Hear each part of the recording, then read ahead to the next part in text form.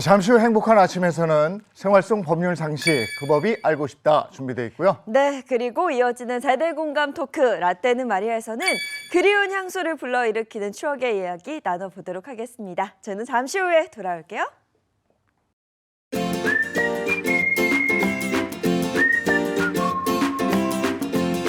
안녕하십니까. 행복한 아침 이재용입니다. 안녕하세요, 정예인입니다. 새로운 한 주가 시작됐습니다. 이번 주는 또 11월의 마지막 주입니다. 오늘은 11월 25일 월요일이고요. 요즘 중고 거래 많이들 하시던데 그러다 보니까 중고 거래로 인한 사기 피해가 또 그렇게 늘고 있다고 그럽니다. 그 법이 알고 싶다 해서 이 부분 짚어보겠습니다. 네, 그리고 찬바람 부는 겨울이면 생각나는 겨울 간식 하나쯤은 있으시죠? 머리부터 먹을까 꼬리부터 먹을까 저는 아직도 고민이에요. 붕어빵부터 반뚝 잘라 호호 불며 먹는 호빵까지 그 시절 우리를 행복하게 했던 겨울 간식에 관련된 이야기들 잠시 후 라떼는 마리아에서 만나보도록 하겠습니다. 자, 월요일의 행복한 아침 본격적으로 시작할게요.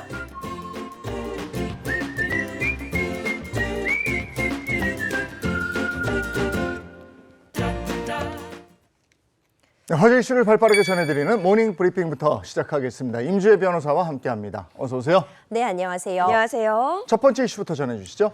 네, 연세대 수시 논술에서 공정성 논란이 불거지게 되면서요, 법적 공방까지 이어지고 있습니다. 이와 관련해서 앞으로도 계속해서 파장이 일 것으로 보이는데 요즘 사실 입시가요, 눈치 싸움, 수싸움이 굉장히 복잡합니다.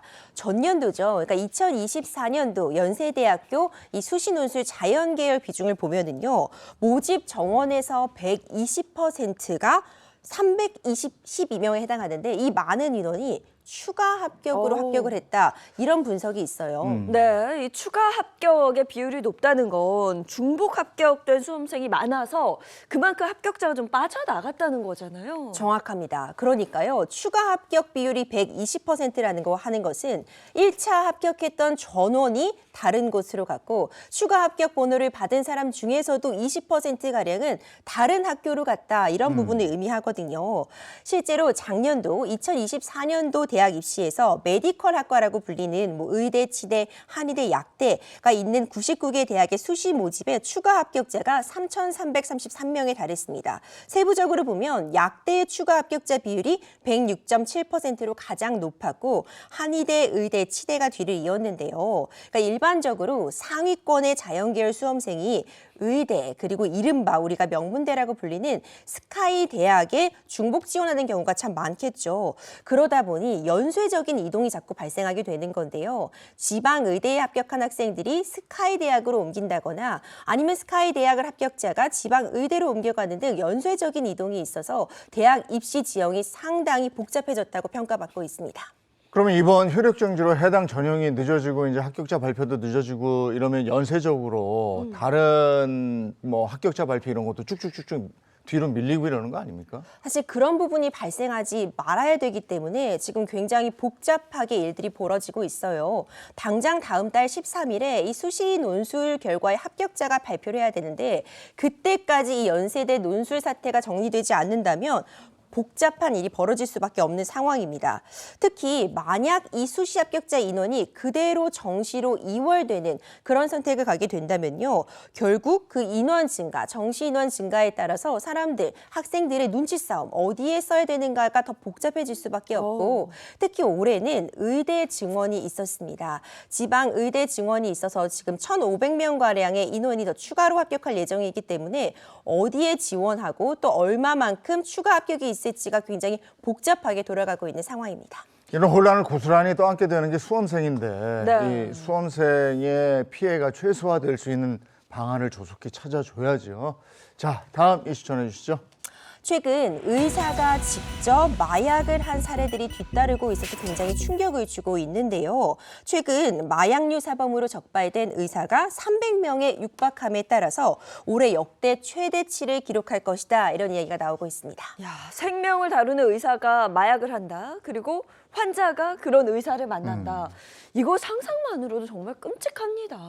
그렇죠. 지금 현재 올해 1월부터 10월까지만 해도 마약류 사범으로 경찰에 붙잡힌 의사들의 수가 294명입니다. 이 정도 추세라면은 아직 2달가량이 남아있는 상황이기 때문에 지난해 검거 인원이었던 323명을 넘었을 가능성도 크다. 이런 점작이 가능한데요.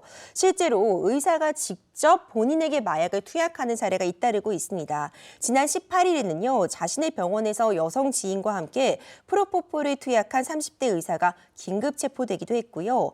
지난 9월 구속된 서울 소재 상급 종합병원의 안과 전문의는 마약을 투약한 당일에 병원에 출근해서 환자 7명을 수술을 집도하거나 이야. 보조한 것으로 드러나서 충격을 주고 있습니다. 이건 정말 말이 안 되는데요. 마약을 투약한 채로 수술을 집도한다.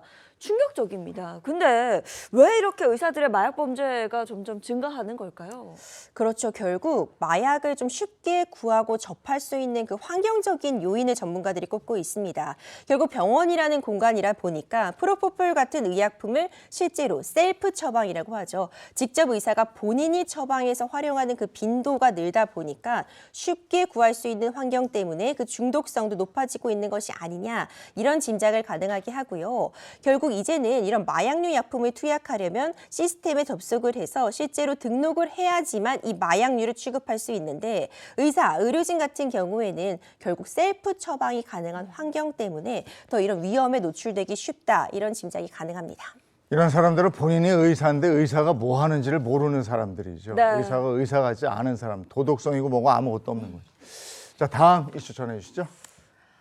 통쾌한 불법일까요? 아니면 이 역시도 불법이기 때문에 제재를 받아야 될까요? 사척 제재 논란이 거셉니다. 사실 많은 분들이 제대로 법적으로 처벌이 이루어지고 있지 못한 점들을 좀 비판을 하면서 사적인 복수지만 통쾌하다, 이런 또 이야기가 나오고 있지만 문제도 제기되고 있습니다. 최근 마약 범죄자를 스스로 신고하고 이들이 검거되는 과정을 추적해온 유튜버가 유죄를 선고받은 일이 있었습니다. 네, 요즘은 뭐 사적 제재와 관련된 뭐 영화나 드라마도 굉장히 많이 나오던데요. 이 사적 제재를 두고 처벌할 수 있냐 없냐 늘 논란이었던 것 같습니다. 자세한 내용 좀 전해주시죠. 네, 유튜버 A씨는요, 마약 사범을 꾀아내서 채팅 앱에서 본인이 28세 여성이라고 주장하면서 글을 올렸습니다. 그러니까 이 과정이 결국 실제로 마약을 판매하고 마약을 하는 사람을 검거하기 위한 과정이었다. 경찰이 돕기 위한 과정이었다고 했지만 이 과정이 생중계되면서 결국 추가적인 피해도 있었고, 마약을 하지 않으려는, 마약을 의도하지 않았던 사람에게도 마약을 권하는 그런 효과가 있었기 때문에 이 부분에 대해서 결국 처벌을 받은 그런 사례가 있었는데요. 지금 마약 관련된 그 범죄에서는 이렇게 마약을 하지 않으려는 사람에게도 마약을 권하는 행위 자체를 지금 금지하고 있기 때문에 이 부분이 문제가 되었습니다. 결국 이 유튜버 A씨에게는 징역 6개월에 집행유예 2년, 사회봉사 120시간이 선고가 되었습니다. 최근에 정의구현이라면서 사적 제재에 나섰던 유튜버들이 법의 심판대에 오르는 경우가 왕왕 있잖아요. 그렇죠. 바로 얼마 전이었습니다. 이번 사례와 유사하게 음주운전을 한 것으로 의심되는 그런 차량을 추적하고 그 모습을 생중계하는 유튜버도 이 과정에서 이 음주운전 차량의 운전자가 사망을 하게 되면서 이 유튜버에게도 좀 책임을 묻으려는 시도가 있었죠. 구속영장이 청구되었지만 이는 기각되었고 재판은 계속되기라고 볼 수 있을 것 같고요. 뿐만 아니라 최근에 이 밀양 성폭행 가해자들의 신상을 공개한 유튜버들에 대한 재판도 지금 진행이 되고 있어서 사적 제재에 대한 논란, 그리고 이들에 대한 법적 처벌 문제는 계속해서 지금 이슈가 되고 있습니다. 네, 그런데 여전히 일각에서는 이 사적 제재를 하는 유튜버들에 대해서 열광하는 그런 사람들이 있거든요. 그렇죠. 어떤 재판 결과가 나왔을 때 국민들의 법 감정에 미치지 못한다, 이런 판단을 받는 경우가 참 많았습니다. 결국 어떤 범죄에 대한 응징, 재판이 있었을 때 그 시간도 오래 걸리고 최종적으로 내려지는 그 판결이 국민들이 생각하기에는 너무 처벌이 약하다라고 느껴지는 사례가 반복되게 되면서요. 네. 결국 이런 상황이라면 개인이 나서서라도 통쾌한 복수를 해야 된다. 그리고 이걸 지켜보면서 대리 만족, 그리고 사법부가 하지 못한 일을 해냈다라는 칭찬을 받았던 것도 맞지만요. 사실 이런 사적 제재는 더 큰 피해를 야기할 수 있습니다. 2차 가해의 우려도 있고요. 이 사적 제재 자체가 또 다른 불법을 양산하는 일이기 때문에 굉장히 신중한 접근이 필요하고 우리가 법치 국가이기 때문에 어떤 법에 대한 판단을 믿고 지켜보는 것도 필요하다라는 의견도 제기되고 있습니다. 지금 말씀하신 국민의 법감정이라는 부분, 네. 이거 정말 그냥 넘겨서는 안 되는 거고요. 이 법이 국민의 법감정에 미치지 못하면 사회가 혼란해지는 거니까 이거 꼼꼼히 좀 챙겨주셔야 됩니다. 자, 마지막 이슈 전해주시죠. 뭐 미팅, 소개팅 이런 단어 들으면요. 설렘이라는 단어가 함께 연상이 되는데요. 사실 요즘 대한민국 출생률도 낮고요. 결혼을 하려는 미혼 남녀가 없다 이런 얘기들 한 번쯤 들어보셨을 것 같아요. 이런 문제를 적극적으로 타개하고자 지자체에서 나누어서 설레는 일을 추진하고 있다고 하는데 바로 23일 서울시가 주최한 설렘 인 한강입니다. 미혼 남녀 100명의 단체 미팅, 단체 소개팅을 주선했다고 하네요. 예, 지자체가 나서는 미팅 행사, 어떤 행사인지 궁금한데 구체적으로 좀 알아볼까요? 네, 이날 행사에서는요, 오후 3시부터 9시까지 한강 요트 투어를 비롯해서요, 1대1 만남, 그리고 레크레이션 게임, 칵테일 파티 등 다채로운 행사가 준비가 되어 있었습니다. 참가자들은 이 과정에서 최대한 자연스럽게 15명 이상의 이성들과 대화를 나눌 기회를 받았다고 하는데요. 행사가 끝날 즈음에는 가장 마음에 드는 이성 1에서 3순위까지를 적어 제출을 했는데 이 다음 날 이 커플 매칭 결과는 또 공개가 된다고 합니다. 서울시에서는 연결된 이들에게 커플 수에 따라서 최대 1,000만 원 한도 내에서 데이트권도 제공한다고 오. 하네요. 어이구. 네. 그런데 이번 미팅은 뭐 시작 전부터 굉장히 뜨거운 관심을 받았다면서요. 경쟁률이 상당히 치열했습니다. 총 100명의 미혼 남녀를 선발하는 과정에서요. 지원자가 3,286명이었습니다. 오. 평균 경쟁률이 33대 1에 해당했는데 그럴 만한 것이요. 이 사전 접수에서부터 뭐 자기소개서, 주민등록등본, 혼인관계 증명서까지 시에서 나서서 철저하게 검증을 했습니다. 그렇기 때문에 이런 부분, 그러니까 혹시라도 혼인 이력이 있는 것은 아니냐, 성범죄 이력이 있는 것은 아니냐 이런 부분에 대해서 깐깐하게 검증을 이루어냈기 때문에 많은 참가자들의 호응을 얻었다는 평가받고 있습니다. 뭐든지 경쟁이 치열해요. 네, 여기서 긍정적인 결과가 좀 나왔으면 좋겠습니다. 오늘 여기까지 하죠. 임주혜 변호사와 함께했습니다. 고맙습니다. 감사합니다. 고맙습니다. 자, 날이 또 갑자기 추워졌습니다. 오늘은 어떨까요? 마지원 기상캐스터 나와주세요.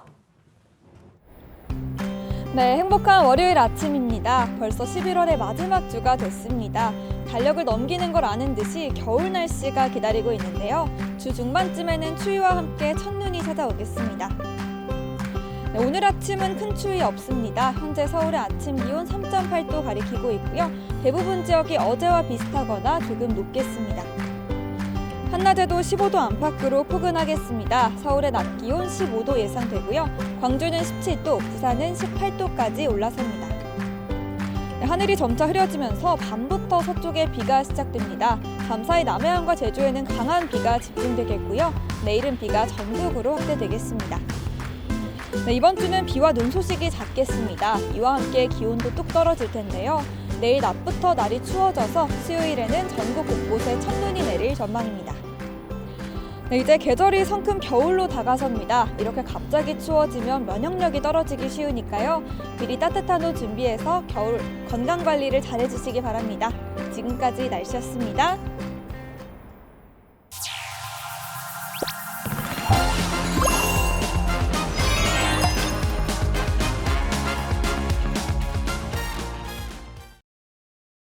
네, 이번엔 자동차 관련 얘기 나누겠습니다. 방송인 박수림 씨 그리고 자동차 칼럼니스트 이동희 씨 어서 오세요. 반갑습니다. 네, 반갑습니다. 어떤 소식부터 전해주시겠습니까? 최근 이 전기차 시장에서 차의 덩치가 커지고 있다는 덩치 전쟁이 시작이 됐습니다. 덩치 전쟁. 이 말은 이제 자동차의 크기를 좀 키운다는 말일까요? 그렇죠. 이제 최근에 이제 대형 전기차들이 출시가 이어지면서 이런 말들이 나오고 있는 건데요. 중소형 전기차가 초기 전기차 시장을 이끌었다. 있다면 이제는 이제 기술이 더 보완된 대형 전기차로 이어지고 있는 거죠. 그래서 차세대 전기차 기술 경쟁도 본격적으로 시작되고 있다고 볼 수 있습니다. 실제 그 차체 무게만 2톤이 넘는 대형 전기차는요, 확대된 크기만큼 대용량 배터리가 들어갑니다. 그래서 소형차보다 뛰어난 배터리 기술력이 필요하죠. 자, 국내 자동차 기업인 K사는요, 전기차 SUV 경우에 기존에 출시된 모델에는 58에서 77.4kWh 배터리가 장착이 됐습니다. 근데 신규 출시된 모델에는 99.8kWh 배터리가 들어가는 것으로 알려져 있습니다. 이외에도 이제 소형 전기차에는 없는 고성능 모터도 필요하죠. 차가 덩치가 커지고 네. 무거워지니까요. 그렇죠. 그리고 이제 차체 설계하고 안전 부분도 더 보완이 되는데요. 승차 인원이 늘어나니까 네. 아무래도 더 안전에 보완을 해야 되는 거죠. 그래서 대형 전기차 경우에는 단순히 배터리 용량만 키우는 게 아니라 이런 그 고출력 모터라든가 배터리 관리에 필요한 소프트웨어 같은 것들이 더 보강이 돼야 되는 겁니다. 그래서 전 세계 네로라는 그런 자동차 회사들이 양산차 기업들이 이제 고성능을 갖춘 최신 기술을 대형 전기차에 속속 도입하고 있는 거죠. 그럼 어떤 기업들이 대형 전기차에 그렇게 공을 들이고 있습니까? 자, 먼저 독일의 자동차 기업 M사죠. M사는 올해 초에 럭셔리 전기차 SUV를 출시를 했습니다.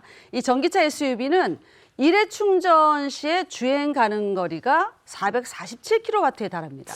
배터리 역시 최대 200kW까지 급속 충전을 지원한다고 하네요.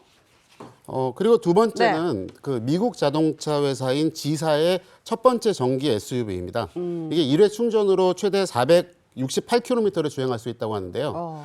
이게 G사는 이 전기 SUV를 시작으로 해서 앞으로 계속 여러 가지 모델들을 내놓을 계획입니다. 네. 자, 마지막으로 네, 마지막으로 이제 국내 자동차 기업 H사 이야기입니다. 미국 소비자들이 좋아하는 대형 SUV 형태의 전기차를 새롭게 발표하면서 북미 전기차 시장에서 그 공략에 나선다는 계획을 발표했고요. 그리고 이번에 출시될 그 H사의 대형 SUV 전기차는 일단 실내 공간이 넓어서 7명이 타고 다니기에도 편하다는 그런 장점이 있고요. 그리고 3열까지도 바닥을 평평하게 만든 것도 새로운 기술로 알려져 있습니다. 또 350kW급이라고 하는 초급속 충전이 가능해서 배터리가 110kWh가 되거든요. 근데 이제 용량 10%에서 80%까지가 24분 만에 충전이 되니까 훨씬 더 빨리 충전을 할 수가 있는 거죠. 네. 그리고 이제 옵션에 따라서 사실은 충전하면 주행 거리가 달라지는데 네. 얘는 이제 모든 차종이 500km 이상 한 번 충전하면 달릴 수 있게 만들어놔서 그런 그 전기차의 약점을 보완했다는 평가를 받고 있고요. 그래서 H사는 지난주에 있었던 LA 모터쇼에서 신차들을 공개하고 판매를 시작을 하게 됐습니다. LA 오토쇼면 100년이 훌쩍 넘는 역사를 자랑하는 그야말로 세계에서 가장 영향력 있는 자동차 행사잖아요. 그럼요. 이 LA 오토쇼는 북미에서 가장 먼저 열리는 자동차 행사인데 자동차 매니아들 사이에서는 정말 최고의 자동차 축제라고 꼽힐 수 있습니다. 행사에 참여한 관람객들은요, 내년에 판매될 모델은 물론이고 모빌리티 시장의 최신 트렌드를 파악할 수 있습니다. 특히 올해에는 역대 최대 규모로 열리는 드라이빙 테스트 행사가 마련되어 있었기 때문에 관람객들의 심장을 바운스 두근거리게 만들었다고 합니다. 그리고 LA 오토쇼에는 국내 자동차 기업뿐만 아니라 미국, 유럽, 일본과 같은 글로벌 제조사들 역시 미국 자동차 시장을 위해서 미국에 인기 있는 게 픽업 트럭이나 대형 SUV잖아요. 그렇죠. 그런 차들을 많이 내놓고 그런 전기차들을 내놓으면서 시장에 진입을 했고요.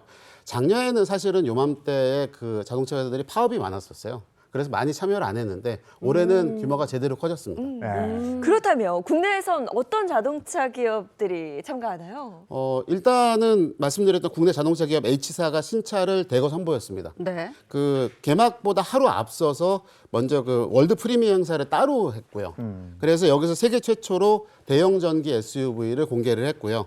그리고 내년 상반기에 출시하는 수소 연료전기 전기차, 그것도 콘셉트카 역시 북미 시장에 첫 선을 보였습니다.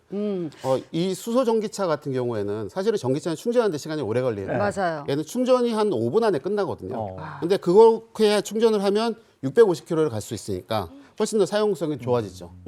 그래서 H사는 이번 LA 오토쇼에서 글로벌 완성차 중에서도 부스를 가장 크게 만들어서 그래요. 굉장히 적극적으로 참여하고 있습니다. 네. 예. 네. 자, 또 다른 국내 자동차 기업은 K사입니다. K사는 작년 출시된 SUV 전기차의 고성능 모델을 최초로 공개를 했습니다. 자, 이미 북미 시장에서 해당 모델이 큰 인기를 끌고 있는 만큼 성능을 높인 프리미엄 모델 역시 관람객들의 눈길을 사로잡았습니다.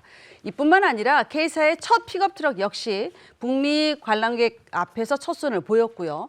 자, 픽업 트럭은 북미 시장에서 매우 중요한 차종인 만큼 방문객들의 많은 관심을 이끌 것으로 예상이 됩니다. 네, 전기차가 최근에 주춤하다 뭐 이런 기사 많이 봤는데 이 LA 오토쇼를 기회로 해서 다시 한번 우리나라 자동차 기업들이 우뚝 서는 그런 계기가 됐으면 좋겠습니다.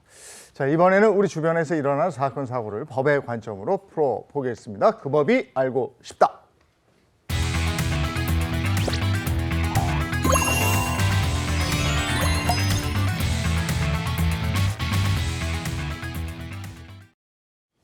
행복한 아침 함께하고 계신 지금 시각이 7시 50분을 넘어섰습니다. 이번에는 월요일의 고민 해결사 이호선 상담심리 전문가와 함께합니다. 어서 오세요. 안녕하세요. 반갑습니다. 네, 반갑습니다. 그리고 월요일에 법률 해결사죠. 강성신 변호사, 임주혜 변호사 함께합니다. 반갑습니다. 안녕하세요. 먼저 오늘 준비한 주제는요. 네, 첫 번째 주제 저희 함께 할 텐데 여러분 요새 중고거래 많이 아시죠? 또 그리고 많이 하시기도 하고요. 자, 이 가전제품부터 시작해서 요새는 보니까 자동차의 전셋집까지 나오더라고요. 깜짝 놀랄 세상이 나왔는데 이런 중고거래로 명품을 샀다가 황당한 일을 겪은 사례 지금부터 알아볼 텐데요. 먼저 꽁트로 만나보시죠. 왜 요즘 그런 말 있잖아요. 내 월급 빼고 다 올랐다. 아우, 올라도 너무 오른 물가 때문에 전 중고거래하는 재미에 푹 빠지고 말았습니다. 애드로부터 신발, 가전제품까지 저렴한 가격에 좋은 물건을 득템할 수 있어 정말 좋았는데 그 판매자를 만나기 전까지 말이죠. 안녕하세요. 저 혹시 행복 보부상님? 아, 네, 맞아요. 아, 네. 그 당근이지 님 맞으시죠? 당근이지. 당근이지. 아, 여기 제 네. 가방 먼저 좀 보세요. 이거는 그때 백화점에서 구매했던 영수증이고요. 어머. 그리고 한국 명품 감정원에서 그 이게 진짜 명품이다라는 거 네네네. 인증한 그 확인서 있죠. 그거 제가 방금 보내드렸어요. 진짜 꼼꼼이지. 아, 너무 꼼꼼하게 준비해 주셨네요. 아, 근데 왜 이렇게 싸게 내놓으셨어요? 아, 저는 사실 이 가방 말고도 집에 가방이 좀 여러 개 있어요. 네. 그래서 잘난 척이 아니라 네. 조금 질리기도 하고 돈 조금 더 보태서 다른 거 새 거 사려고요. 아, 정말 고마워요. 제가 잘 메고 다닐게요. 네. 지금 계좌로 잠깐만요. 입금했어요. 들어왔죠? 네네네. 급하게 결혼식장에 메고 갈 가방이 없던 전 중고거래 사이트에 저렴하게 올라온 명품 가방을 보게 됐습니다. 귀찮을 텐데도 이것저것 명품이란 것을 확인해주는 꼼꼼한 태도에 신뢰가 가서 결국 그 가방을 구매했죠. 문제는 가방을 구매한 며칠 뒤에 발생했습니다. 어머, 이게 뭐야? 아우, 실밥이 터졌네. 어머머, 세상에 천 조각들도 뜯어져 나오고. 아, 내가 너무 험하게 했었나? 아, 안 되겠다. 백화점에 수선 맡겨야겠다. 어서 오세요. 뭐 가방 수선하시려고요? 아, 네. 여기 실밥이 좀 뜯어지고 여기도 천도 좀 찢어져서 수선 좀 부탁할게요. 어디 보자. 이게 왜 찢어졌을까? 네, 가만있어 볼게요, 내가. 네. 가만히 있자. 이 짝퉁이네. 뭐 짝퉁을 가져오셨어. 무슨 말씀하시는 거예요? 아, 그럴 리가 없어요. 제가 이거 백화점 구매 영수증 요것도 있고요. 명품 감정서 이거 다 받았어요. 있잖아, 여기. 그래요? 네. 자, 다시 한번 보자. 네. 아유, 잘 보세요, 빨리. 이게 내가 이게 보는 거 보면 네. 감 잡잖아요. 그러니까, 예. 이게 누이비 네. 똥 이렇게 써 있잖아. 똥이라고요? 예. 이게 니은이네, 이거는. 어머, 똥이네? 어머, 세상에, 어떻게 이런 일이 오늘 웬일이야? 황당했던 전 판매자에게 다시 연락을 취해봤지만 탈퇴한 이용자라는 안내만 나올 뿐 더 이상 연락이 닿지 않았습니다. 한두 푼도 아니고 수백만 원 주고 산 제 명품 가방 이대로 사기를 당할 수밖에 없는 걸까요? 이거 요즘에 웬일이야. 중고 거래가 늘면서 특히나 중고 거래로 명품들 막 주고받고 하시는데 이러면서 이런 사기가 또 계속 일어나나 봐요. 네, 맞습니다. 저희 첫 번째 사례가 중고로 산 명품 알고 보니 가짜였어요라는 주제로 저희가 첫 번째 사례를 잡아봤는데 네. 이 이야기를 자세히 들어보면 이 주부 A 씨가 의류로부터 뭐 생활용품, 가구, 뭐 가전제품 할 거 없이 이런저런 걸로 이제 중고 거래를 이용을 했던 겁니다. 그래가지고 최근에 이 중고 거래 전문 애플리케이션을 통해서 네. 이른바 사치품이죠. 명품 가방을 하나 구입을 하게 됐는데 거기서 판매자가 제품 내외부 사진, 거기다 뭐 함께 백화점 구매 영수증, 거기 한국 명품 감정원의 명품 확인 소견서 이런 것까지 싹 다 파일로 첨부를 해서 전송을 해준 겁니다. 당연히 믿죠. 명품 확인 소견서가 있었으니까 당연히 믿을 수밖에 없죠. 진짜라는 거. 그렇죠. A 씨도 아마 이렇게 꼼꼼한 자료에 속을 수밖에 없었을 것 같은데 이 꼼꼼한 이 판매자의 태도에 신뢰가 가서 결국 제품을 구매를 했어요. 문제는 뭐냐면 가방을 얼마 들지도 않았는데 옆으로 실밥 터졌고요. 아하, 어떡해. 조각들이 이렇게 조각조각 조그맣게 떨어져 나온 모양이에요. 아이고. 그래서 이건 아니다 싶어서 개인적으로 다시 감정을 받아보기 시작합니다.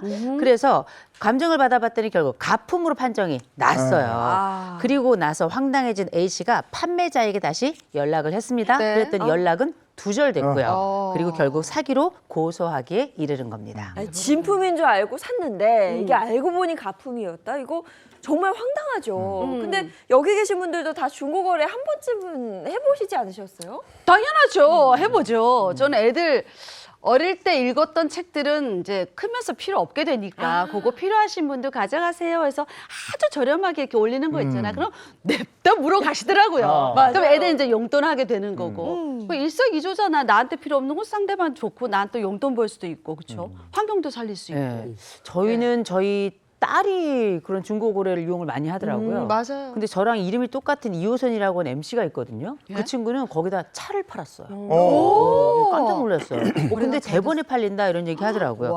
그런데 옛날에는 중고 거래하면 다들 이제 안 하거나 아니면 그냥 다 숨어서 몰래 아니면 아는 사람들끼리 맞아. 이렇게 했었는데 요새는 뭐 그냥 새로 사면 되지 싶지만 요새 시선도 굉장히 좋아졌고요. 그렇죠. 더 나아가서 좋은 제품 딱 나오잖아요. 난리가 납니다.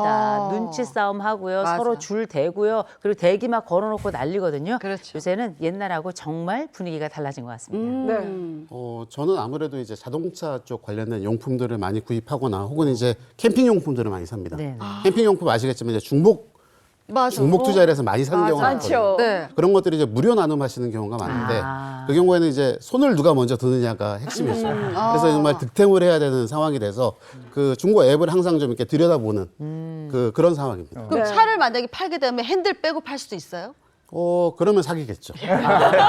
아니 근데 이렇게 지금 말씀처럼 잘 사면 득템인데 못 사면 이게 또 애물 딴지고 맞아요. 정말 기분 나쁘고 막 이렇거든요. 네. 요즘에는 특히나 정품인지 가품인지에 대한 판단 이런 것도 그렇게 문제가 되는 모양이더라고요. 그렇죠. 중고 거래가 사실 장점이 굉장히 많습니다. 네. 원하는 물건을 좀 싼 가격에 살 수 있잖아요. 경우에 따라서는 희귀 품목 같은 경우에는 중고가가 원래 샀던 가격보다 높은 경우도 존재해요.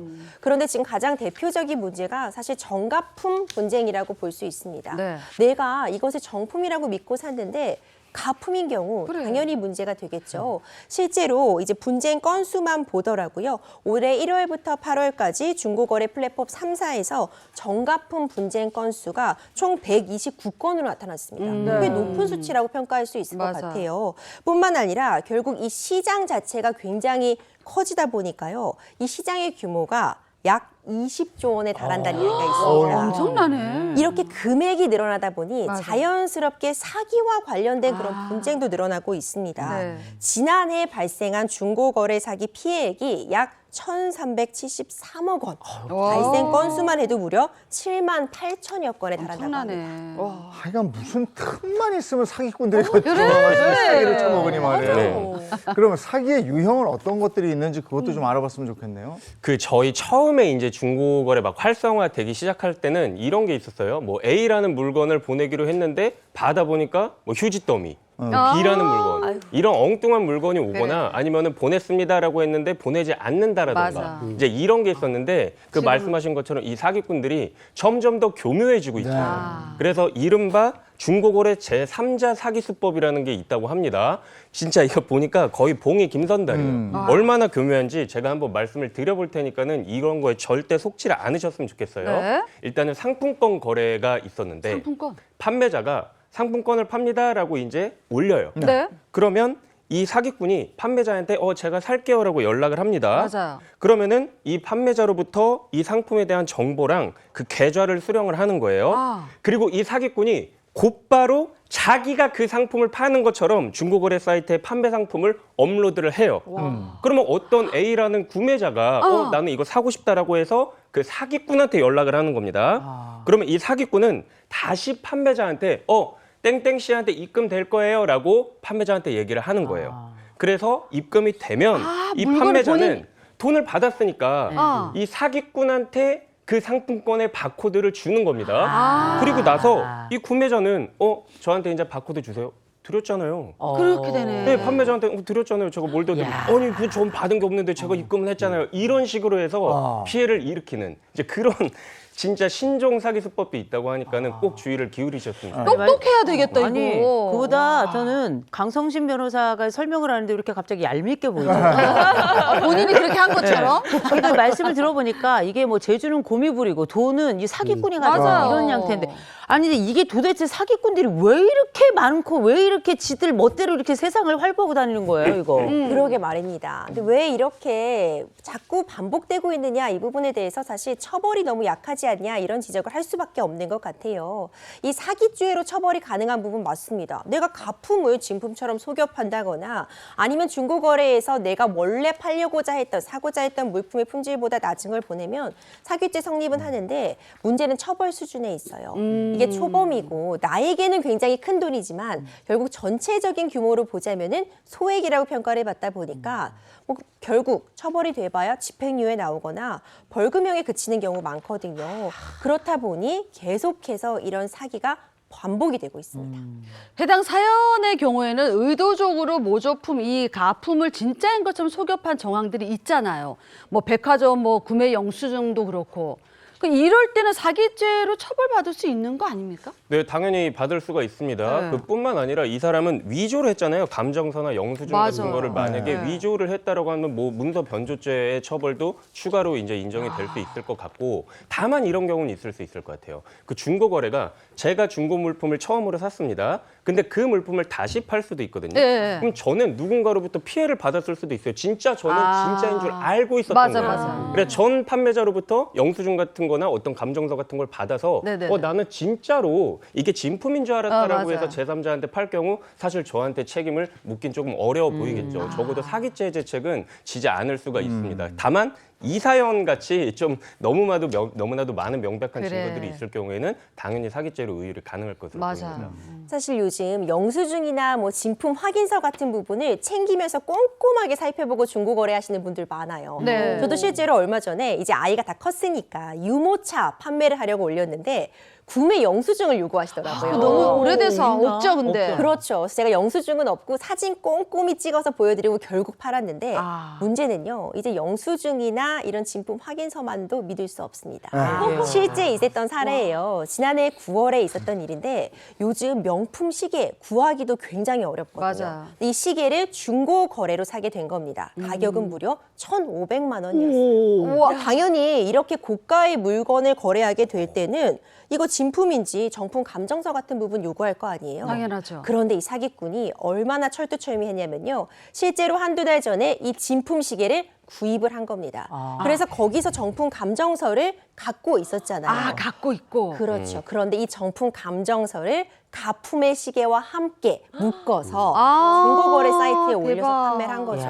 그럼 사실 이거 구입하는 입장에서는 믿을 수밖에 없었잖아요. 당연하죠. 이런 일들이 반복됐습니다. 이 가해자는 이 외에도 뭐 정품을 가장해서 뭐 시계, 가방 이런 것들을 반복해서 팔았는데 죄질이 매우 좋지 못하다고 보여서 결국 징역 1년 6개월 실형이 선고되었고 와우. 벌금 100만 원 선고받았습니다. 이게 실형까지 선고된 건 다행이지만 그러면 중고거래한 그 대금이나 혹은 피해금 이거 받을 수 있는 걸까요?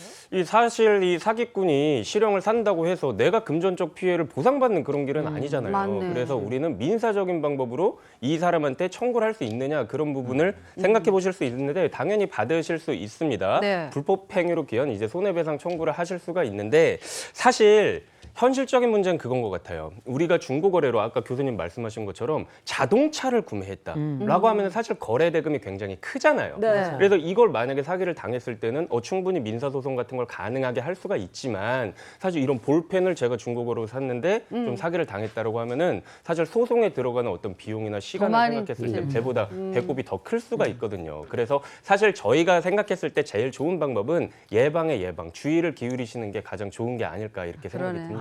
네. 이게 사기를 안 당하는 게 가장 중요하긴 한데 그래도 이게 살다 보면 모르는 거잖아요. 맞아요. 그러면 이제 어떤 부분을 주로 조심해야 될까요? 그렇죠. 이게 안 당하면 좋겠지만 사실 너무 교묘하기 때문에 피하기 어려운 건 사실입니다. 그럼에도 불구하고 조금의 좀 팁을 드려보자면요. 먼저 직거래가 가장 안전하기는 해요. 직거래. 하지만 중고거래 플랫폼에서도요. 뭐 안전한 장소, 공공장소에서 직거래하세요 이런 알람이 뜰 정도로 또 안전에 대한 그런 문제점이 지적될 수 있기 때문에 직거래가 바람직하지만 못하는 경우 충분히 발생할 수 있죠. 그럴 때는 경찰청에서 개발한 앱 사이버캅 이용해 보시는 게 좋은데요. 그러니까 이 판매자의 어떤 정보, 이름이나 전화번호 같은 부분을 입력하면 사기 이력이 있는지 이런 부분들이 조회가 가능해서 이런 부분도 한 번 더 검색을 해보시는 게 좋고 그리고 안전결제 플랫폼을 이용하는 것도 한 방안입니다. 이 안전결제 플랫폼이라고 하면 일정 부분 수수료를 내야 되지만 내가 바로 판매자에게 돈을 지급하는 게 아니라요. 이 안전결제 플랫폼에서 잠시 보관을 하고 있다가 물건을 잘 받았다고 하면은 이제 그때 판매자에게 지불을 하는 그런 시스템이거든요. 물론 수수료 부담은 있지만 조금 더 안전할 수 있다. 그렇기 때문에 이런 부분들을 좀 한번 시도해 보시는 게 안전한 거래를 위해 필요할 것 같습니다. 네. 이 삶의 지뢰밭이에요. 정말 이 사기꾼들 도처에서 암약을 하고 있습니다. 그러니까요. 우리 변호사님들도 이런 사기꾼들은 변호 안 해줬으면 좋겠어요. 자, 다음 주제는요. 네, 두 번째 주제입니다. 자, 이번에는 호적을 둘러싼 정말 기가 막히고 코가 막힌 이야기인데요. 주제는 바로 이겁니다. 상간녀 아들, 우리 엄마 호적에서 빼주세요. 아이고. 이겁니다. 꽁트로 먼저 만나보시죠. 여러분, 피는 물보다 진하다는 말 아시죠? 하지만 저에겐 저 말이 하나도 와닿지 않았습니다. 바로 어릴 적 가출한 저희 아버지 때문이었는데요. 내연녀와 살겠다며 어머니 가슴에 대못을 받고 나갔던 아버지. 제가 초등학교 4학년 때 한 아이를 데리고 집으로 돌아왔습니다. 아빠, 진짜 아빠예요? 아니 이제 집으로 돌아온 거 맞아요? 그래. 아이고 예인이 많이 컸네. 오랜만이구나. 아니, 그래. 근데 아빠, 쟤는 누구예요? 저 인사해라 동이야. 내 누나 예인이다. 안녕하세요 누나. 잘 부탁드려요. 앞으로 제가 열심히 해서 착하고 귀여운 동생이 되겠습니다. 예인아 좀 거북하겠지만 저 동이 엄마가 그만 하늘나라로 떠나버렸지 뭐냐. 그래서 앞으로 우리 저 동이가 우리하고 같이 살아야 되겠다. 그렇게 저에겐 배다른 남동생이 생기고 말았습니다. 문제는 이 말이 모두 새빨간 거짓말이었다는 겁니다. 당시 어머니는 조그만 식당을 운영하고 있었는데요. 아버지는 어머니가 번 돈과 귀금속을 모두 훔쳐 달아났습니다. 그로부터 20년 후 아버지의 존재를 새까맣게 잊고 살던 어느 날이었습니다. 어머 예인아, 이게 뭐니? 방금 우편배달부가 요거 주고 갔는데 카드 채무 고지서 이게 뭐냐? 채무고지서? 예. 아니 엄마 이리 줘봐. 내가 한번 볼게. 봐봐. 엄마, 응. 아버지가 돌아가셨대. 아이고 세상에. 그렇게 살아생전에 바람 피우고 속만 썩이더니 갈 때도 말없이 가고 아이고 재영씨 야속한 사람아. 아니 엄마 잠깐만. 울지 마. 그게 중요한 게 아니야. 그 예전에 아버지가 데려왔던 애 기억하지? 동이. 나한테 막 누나라고 했던 게 그래. 있잖아. 아이고 어린애가 수염도 나고 막 그랬더니. 그래. 그래. 막. 걔가 아직 엄마 호적에 올라있잖아. 정신 똑바로 차려. 호석이 아니 그 동글동글하고 얼망졸망하게 생긴 그 남자의 말하는 그래. 거 맞지? 아니 걔가 아직 엄마 그 호적에 올라있는데 그거 그냥 가만히 둘 거야 그거? 아니 만약에 엄마가 이대로 돌아가시기라도 하면 걔랑 나랑 엄마 유산의 반씩 상속받아야 할 수도 있단 말이야. 안 되지. 내 자식도 아닌데 유산을 상속받을 수 있다. 이거 말이 안 되지. 안 되지. 엄마는 그 길로 호적을 정리하려고 소송을 걸었지만 그 아이는 자신이 원해서 들어간 것도 아닌데 나갈 때도 멋대로 나가라고 하냐며 절대 못 나가겠다며 강경한 반응이네요. 정말 이대로 혼외자가 호적에서 나가지 않아 저희 엄마의 재산까지 물려받게 되면 어떡하죠? 야, 야, 아버지의 진짜 그러니까 외도로 낳은 그 혼외자가 호적에까지 걔가- 올랐습니다. 근데 이걸 참고 견딘 어머니는 도대체 어떤 심정이셨을까요? 야, 이거 뭐 말해 뭐 하겠습니까? 맞아. 이게 사실 남편이 외도를 했다는 거 이건 배신감을 넘어서 이 생의 심장을 찌르는 고통을 계속 겪는 건데 문제는 또 혼외자가 있어요. 이거 뭐 상상할 수 없는 일인데 맞아. 문제는 얘가 우리 호적에 올라와 있다. 이건 마치 가시로 만들어진 고통의 열매를 씹어서 삼키는 것 같았습니다. 너무 아프다. 근데 문제는 뭐냐면 이 아이가 호적에 있다는 게 계속 보게 되고 동시에 이 아이의 성장 과정에서 경우에 따라 내 집에 함께 있는 경우도 있거든요. 그러면 아이를 볼 때마다 고통의 신물이 올라올 거 아니에요. 이건 보통 일이 아닙니다. 자, 어떻게 된 사연인지 천천히 하나씩 좀 점검해 보죠. 네, 이 사연을 잠깐 좀 자세히 살펴보면 이러합니다. 먼저 이 40대 여성인 이 A씨 사연이었는데요. 이 A씨의 아버지가 33년 전에 가출을 하게 됩니다. 그리고 상간녀 사이에서 혼외자를 낳고 이 아이를 데리고 집으로 돌아왔어요. 아우.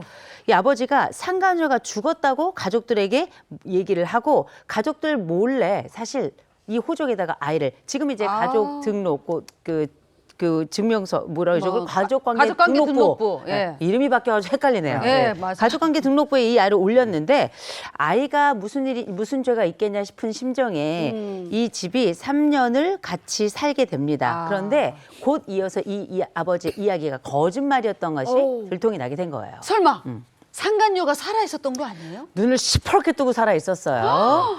어느 날 이 아버지가 어머니하고 음식 장사를 하다가 그때 번 돈 또 귀금손 이걸 몽땅 훔쳐가지고 이제 도주를 했습니다. 그랬는데 이 그 여자하고 같이 동거를 하면서 끊임없이 A 씨 어머니에게 이혼을 지속적으로 아유. 한결같이 계속 요구를 했던 거예요. 네. 아니 근데 그러면 그냥 이혼을 해주는 게 맞아. 서로 마음이 편하지 않았을까요? 그러니까. 이게 이혼을 안 하는 특별한 이유가 있었나요? 이게 사람이 머릿속에 합리적으로는 이런 상황이 벌어지면 딱 갈라서야 될 것 같잖아요. 네. 근데 사람 속에는 자기 삶에 대한 보상이 있습니다. 그래서 이를테면 만약에 저에게 이런 일이 일어났다 하더라도 좀 마찬가지로 네가 그렇게 사는 걸 내가 순순히 응한다면 내 삶은 누가 보존하겠어.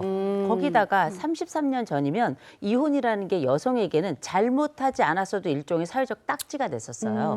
굉장히 불편한 상황이었고 아이들이 또 결혼하지 않은 상황이었다면 이때 이혼은 부모 입장에선 굉장히 신중한 선택이었을 수밖에 없을 겁니다. 맞아요. 그래서 실제 이 당시 A씨 어머니도 마찬가지로 누구 좋으라고 이혼하냐 그렇죠. 이렇게 생각하면서 니네 평생 불륜 커플로 손가락질 받으며 살아라 이렇게 얘기를 했던 거죠. 그러며 이혼 요구는 거절을 했고 이 A씨 아버지 사이의 연락은 완벽하게 끊겼고요. 네. 그렇게 세월이 흐른 후에 이 A씨 가족에게 드디어 카드 채무 고지서가 날아들게 된 건데 그게 바로 사망한 아버지가 남긴 빚이었던 거예요.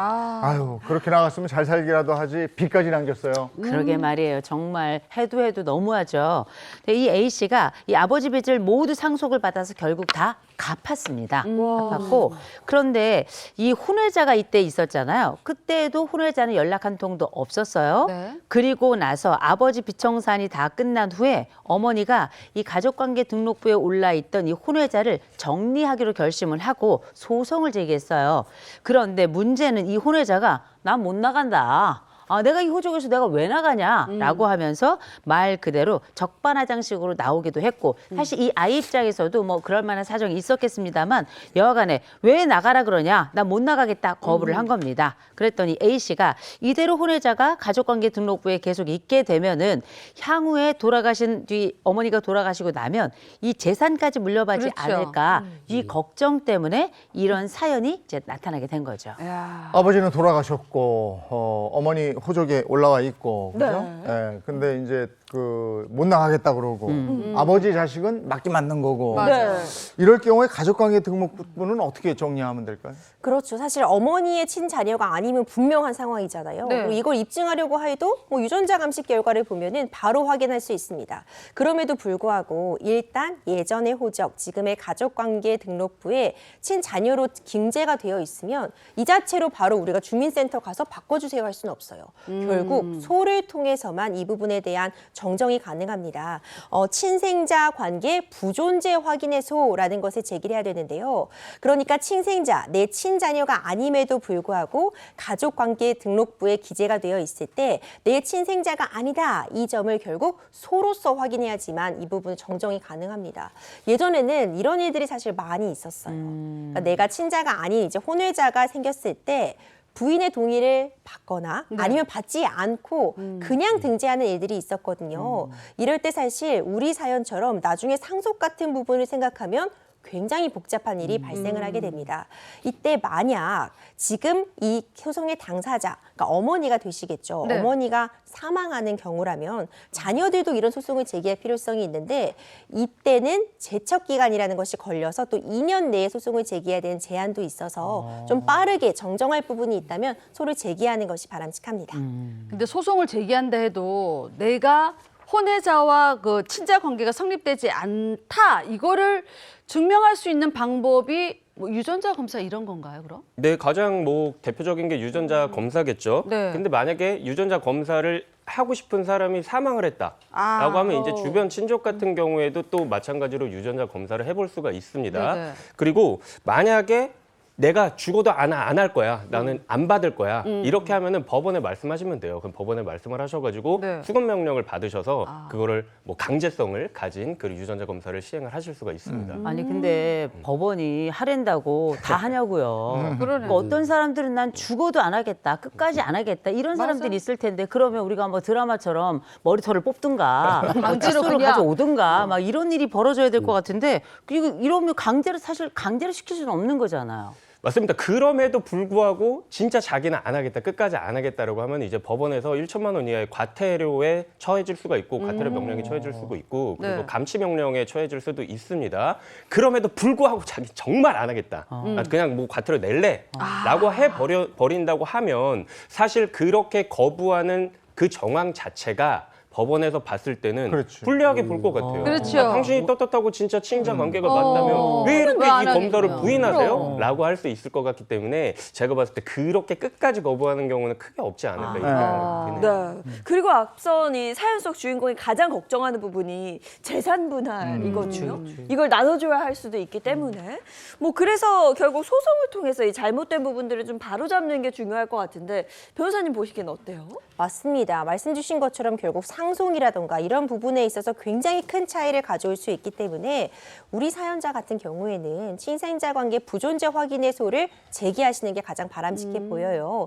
사실 이번 사안 같은 경우에 아버지가 좀 일방적으로 결국 본인의 혼외자를 이 호적, 가족관계 등록부에 등재를 하였고 실제로 같이 산 기간도 짧고 이런 사정들이 인정이 된다면 이 소송에서 사실 승리를 하는 것, 이기는 것은 어렵진 않아 보입니다.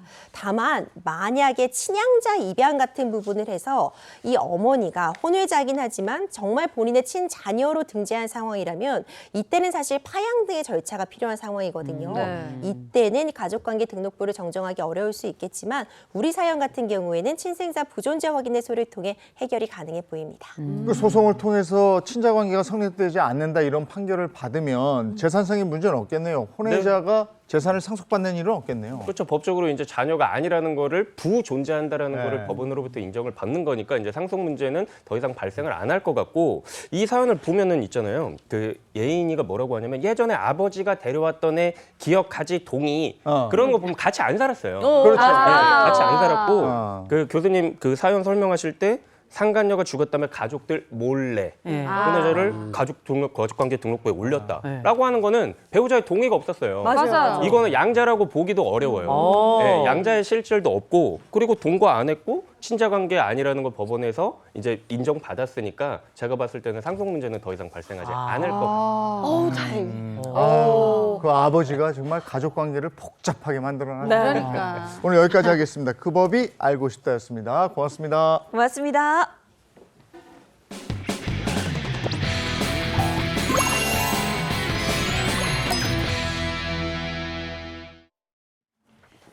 자, 이번엔 라떼는 마리아 시간이죠. 라떼는 마리아 이번 주제는요. 찬바람 불면 생각나는 겨울철 대표 간식입니다. 찬바람이 싸늘하게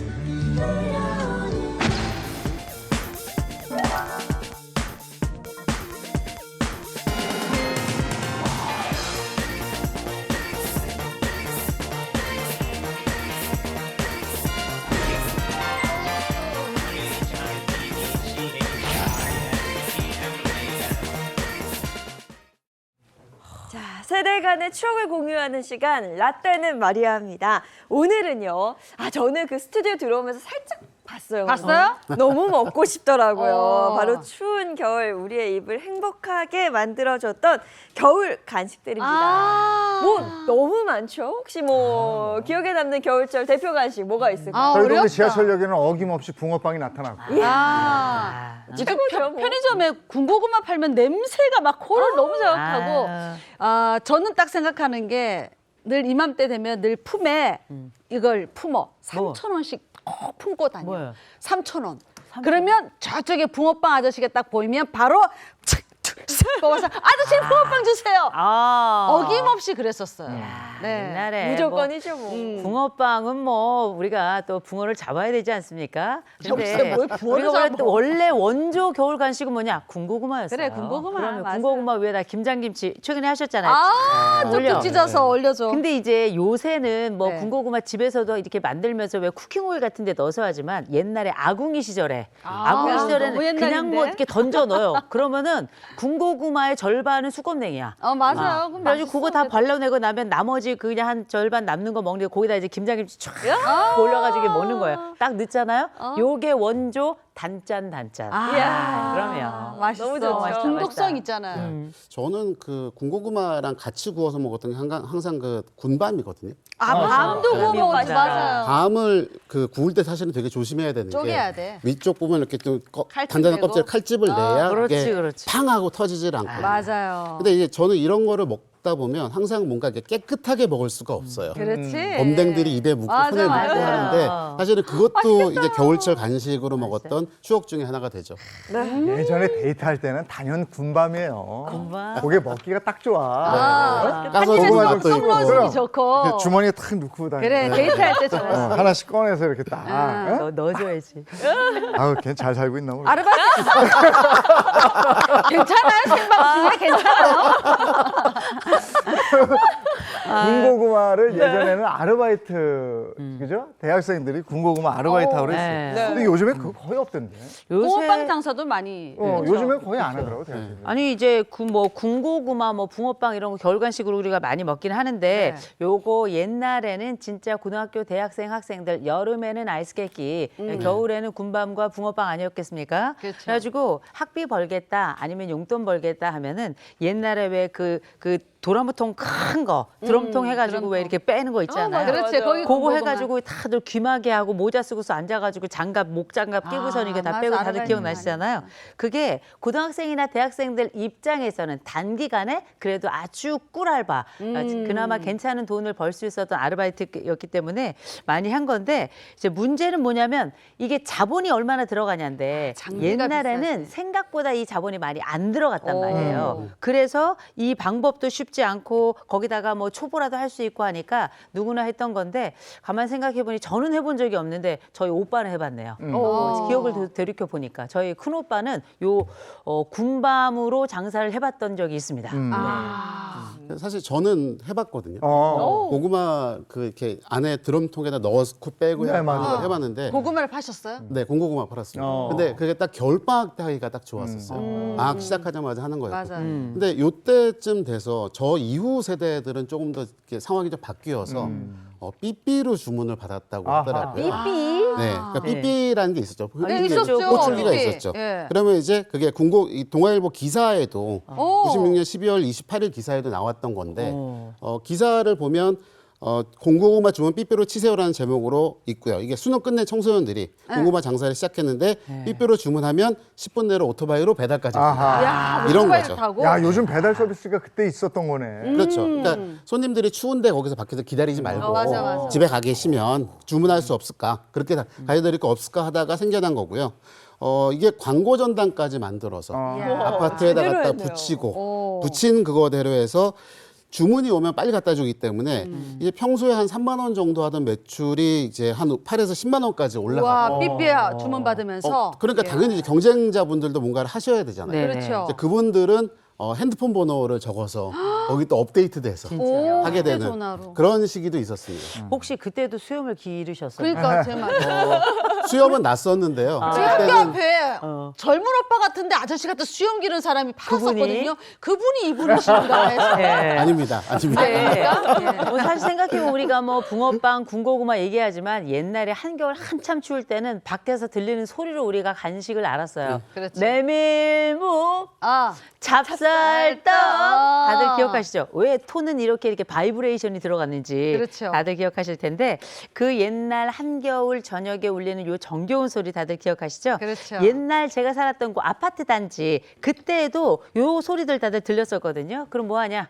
이제 애들도 쪼르고 저도 그래. 괜히 입이 딱 돌아요. 그럼 어떻게 나가는 겁니다. 사오는 겁니다. 그 밤에 먹는 거예요. 살찌는 거죠. 아니 그 찹쌀떡 메밀묵 장수들은 뒤에 그 스티로폼으로 된 그 떡통을 메고 다녔어요. 그렇죠. 그렇죠, 이거. 그러니까 갱지에다가 이게 돌돌 말린 그 통 메밀묵 있잖아. 그거 이제 메밀묵 주세요 하면 그걸 한 입 크기로 딱딱 썰어주잖아. 그리고 양념장 곁들여서 포장해서 주거든요. 아하. 그거 외칠 때 아까 보니까 너무 어설프게 외치셨어. 그렇게 하고 장사 되겠냐고. 어떻게 해야죠? 찹쌀떡 메밀묵 그렇죠. 이런 데도 있었고 귀를 좀 흐려. 메밀묵 이런 집도 있었고 저희 동네는 찹쌀떡 메밀묵 팔아요 팔아요 팔아요를 들리지도 흐려. 않아 찹쌀떡 메밀묵을 크게 외치고 바이브레이션한 그런 동네도 맞아요. 있었어요. 뒤에서 살짝 힘을 빼는 건 빼네, 다. 빼네. 한번 해보실래요? 제가 한번 해보실래요? 딱 맞으실 것 찹쌀떡 같아요. 메밀묵 팔아요 한번 해보세요. 찹쌀떡 메밀묵. 안 된다 그렇게 해서 안 된다고요. 제가 저희 동네는 또 이런 게 있었으면 동네마다 다른 거예요. 아, 맞아. 버전이 근데 최근에는 좀 못 본 것 같아요. 근데 예전에는 사실 뭐 먹을 만한 간식이 그렇게 흔치 않았기 때문에 네. 찹쌀떡 메밀묵이 또 그렇게 인기였다고 하더라고요. 맞아요. 왜냐 메밀하고 찹쌀이 겨울에 나거든요. 그래서 그 그랬구나. 제철 재료기 때문에 그때 그 제철 재료로 그 간식이 나오게 된 건데 사실 생각해 보면 이 찹쌀하고 메밀 뭐 여러 가지 있지만 요게 또 궁합이 너무 좋은 것 중에 하나가 이때 이 전문가들에 따르자면 찹쌀떡을 급히 먹다 보면 네. 요거 체할 수 있다.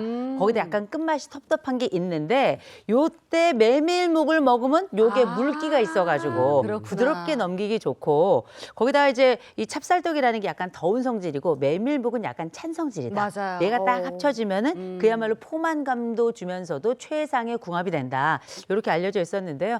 제가 볼 땐 궁합이고 뭐고 맛있었습니다. 맛있으면 돼, 맛있으면 돼. 그럼요. 여름보다는 확실히 겨울 간식이에요. 맞아요. 겨울 간식에는 이렇게 칼로리가 높은 밀가루 간식이 또 많잖아요. 그렇죠. 네. 그래서 제가 준비했습니다. 자, 겨울철에 만나면 유독 반가운 빵 삼형제가 있습니다. 첫 번째, 다들 아실 거예요. 달걀빵. 아, 이게 달걀빵은 완전 식품이잖아요. 근데 진짜 빵 안쪽에 속에 달걀이 통째로 들어가요. 맞아, 맞아. 이 달걀빵이 1984년 인하대학교 후문 근처에서 처음 팔기 시작했다고 알려져 그래요? 있습니다. 원래는 팥이 양금으로 들어있는 이 평범한 풀빵으로 팔다가 팥 싫어하는 학생들이 또 많아요. 그러니까 팥이 아닌 달걀을 넣어서 팔기 시작했는데 엄청나게 판매가 된 거죠. 그러니까 지금의 달걀빵이 됐다고 합니다. 진짜 맛있어요. 담백하고 든든하고. 든든해요. 달걀빵 같은 경우는 특히 냄새가 너무 그 앞을 지나가면 그 고소하고 아, 너무 그 고소해요. 냄새가 그것 때문에 네. 저절로 막 끌려가게 되잖아요. 맞아. 먹고 싶다. 그리고 이게 사실은 배도 부릅니다. 든든하고. 달걀 그래요. 변화 요즘에 이제 뭐 그 저 탄수화물을 좀 빼고 단백질로 뭔가를 드시려고 하시는 분들도 있는데 네. 그런 분들한테도 사실 이 달걀빵이 굉장히 인기가 있는 거죠. 네. 그리고 빵에서 어쨌든 밀가루가 들어가고 설탕이 들어갔기 때문에 또 달콤하기도 해서 정말 저도 좋아하는 것 중에 하나입니다. 네. 근데 이게 달걀빵은 거의 한 두 가지 정도로 나뉠 수가 있는데요. 맛이? 예, 일단은 옛날식으로 그야말로 오리지널. 달걀하고 밀가루만으로 만드는 것들이 있고요. 네. 그다음에 요즘에는 이제 젊은 분들의 취향이 좀 달라졌지 않습니까? 네. 그러니까 그 달걀빵 위에다가 뭐 초콜릿을 얹는다, 슈크림. 예, 치즈라든가 치즈. 슈크림 같은 걸 얹어서 더 이제 맛을 더하는 거죠. 아. 그리고 가장 최신은 그 마라가 유행인데 마라 같은 것들이 섞여 있는 그래서 맛을 더하는 것도 별걸 다 있다고 하는구나. 합니다. 오. 요새는 뭐 이렇게 변주를 많이 하는지 뭐 요새는 뭐 각종 것들이 그 안에 다 들어가고 명동 같은 데 가면 뭐 난리라 그래요. 외국인들도 그렇게 좋아한다 그러는데 그래도 뭐니 해도 뭐든 원조입니다. 원조 달걀빵 너무 좋고요. 맛있죠. 이거 집에서도 엄청 간단하게 만드는 거 아시죠? 요거 뭐 공기도 괜찮고 종이컵 좋아요. 종이컵에다가 핫케이크 가루 있죠. 모르시는구나. 팔아요. 뭐 알죠. 핫케이크 네. 가루에다가 그거 이제 반죽해가지고 넣고요. 거기다 계란 하나 넣고 전자레인지 한 3분 돌리잖아요. 그럼 되겠구나. 바로 달걀빵 나오는 겁니다. 오. 이거 굉장히 쉽고요. 맛도 똑같아요. 네. 그래가지고 마치 제가 이걸 딱 몇 개 해놓잖아요. 그러면 마치 제가 뭔가를 만드는 셰프가 된 느낌입니다. 그럼요. 이거 한번 해봐야겠는데요. 그러네. 이거 어렵지도 않아서 저도 한번 해보겠습니다. 자, 그러면 이제 빵 삼형제 중 두 번째는 뭔가요? 두 번째 이 CM송이 아주 너무 오래돼가지고 찬바람이 싸늘하게 중간 생략 따스하던 삼땡호빵 몹시도 그리우구나 아, 옛날에 정말 맛있게 잘 먹었죠. 이거. 삼땡호빵 이 호빵 야, 너무 네. 맛있었지. 아니 이게 1971년에 만들어진 겁니다. 네네. 굉장히 역사가 오래됐죠. 이게 제빵업계의 비수기였던 겨울철이 네. 이때부터 본격적으로 제철이 되게 된 건데요. 이때 빵 소비량을 늘리기 위해서 개발이 된 거고요. 당시에 20원 하던 이 호빵이 일반 빵류보다 거의 3배 이상 비쌀 정도로 굉장히 귀한 대접을 받았는데 네. 그때는 비쌌지만 지금은 완벽하게 서민 간식으로 자리를 잡았죠. 맞아요. 그래서 달걀빵도 그런 토핑들이 자연스럽게 올라갔던 것처럼 네. 얘도 이제 내용이 많이 바뀌었죠. 네. 맞아요. 그러니까 처음 말씀하신 것처럼 단팥만 들어가다가 그 안에 거가 이제 슈크림으로 바뀌고 맞아요. 네, 그리고 그 안에 들어가는 것들에 이제 뭐 꿀씨앗이라든가 단호박이라든가 이제 그런 것들이 추가가 되면서 네. 굉장히 많이 변화가 되고 있습니다. 네. 네. 자, 빵 삼형제의 대미를 장식할 마지막은 오래 기다리셨습니다. 바로 붕어빵.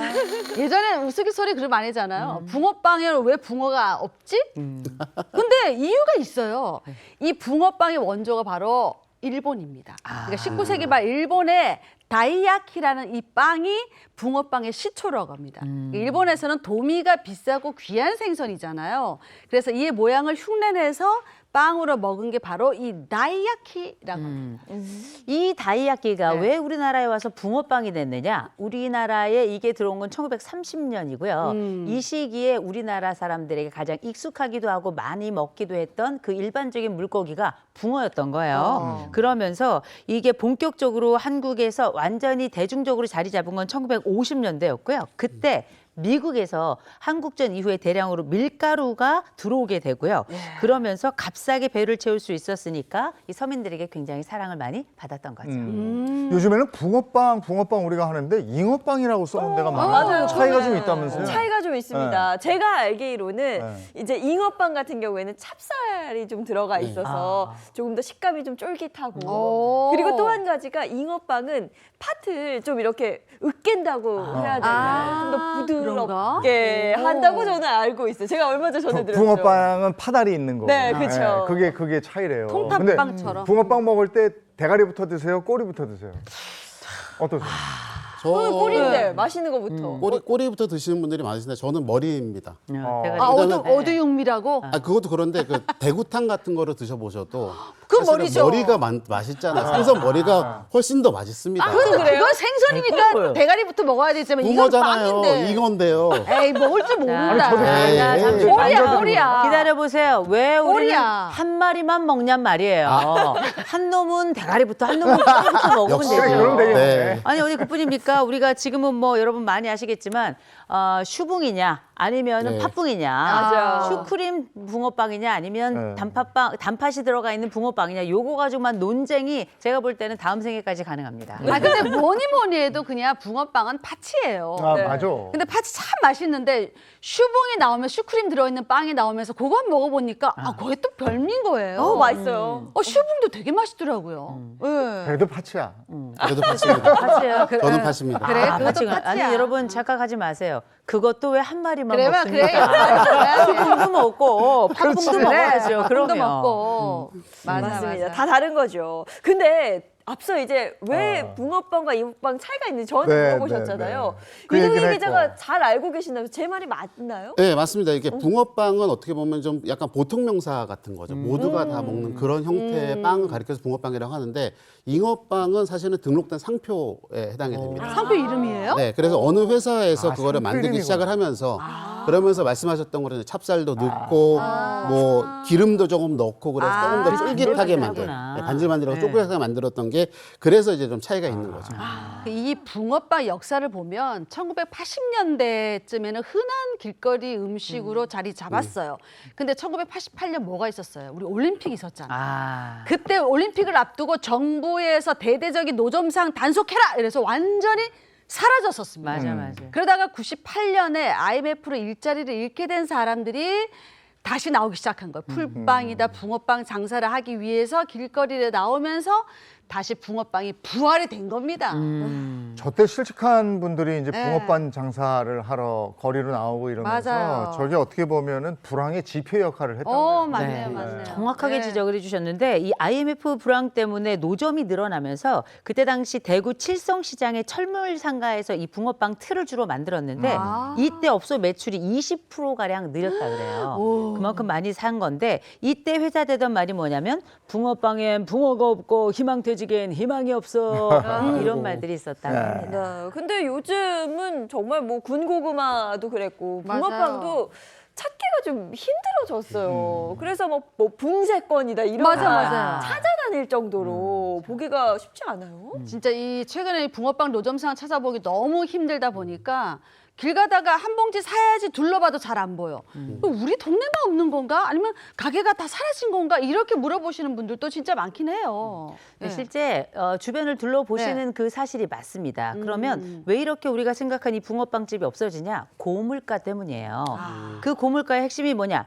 인건비 뭐 이런 것도 건지기가 어려운 것이 재료비가 워낙에 올랐습니다. 이제 일단 살펴보면 수입팥이 예년보다 10% 정도 올랐고요. 그렇죠. 밀가루는 5%, 식용유 8% 올랐고요. 6% 올랐고요.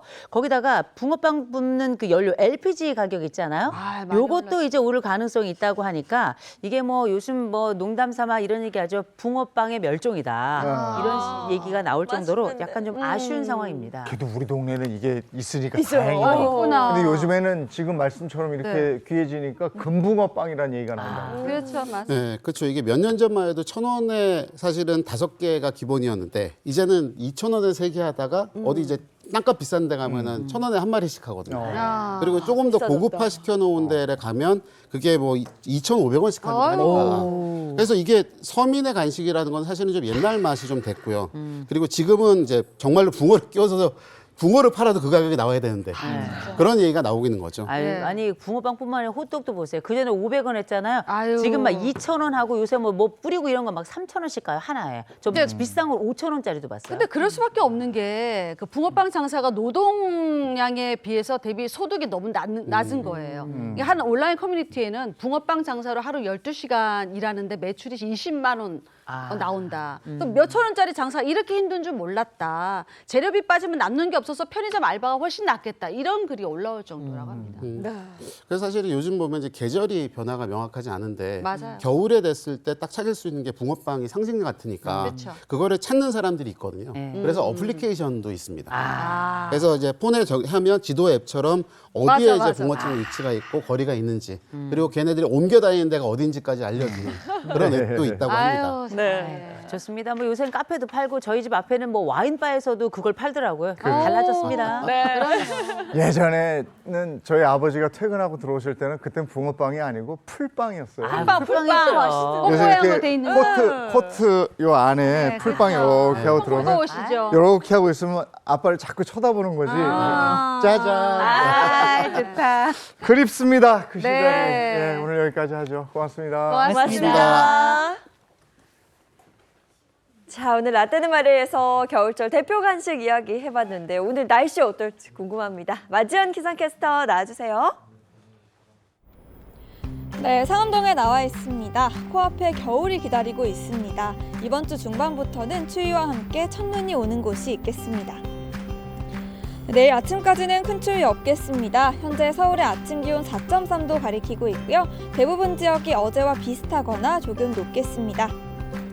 네, 오늘은 점심 먹고 산책을 나가시는 게 좋겠습니다. 15도 안팎의 가을 날씨는 오늘까지고요. 내일 낮부터는 찬 공기가 유입되겠습니다.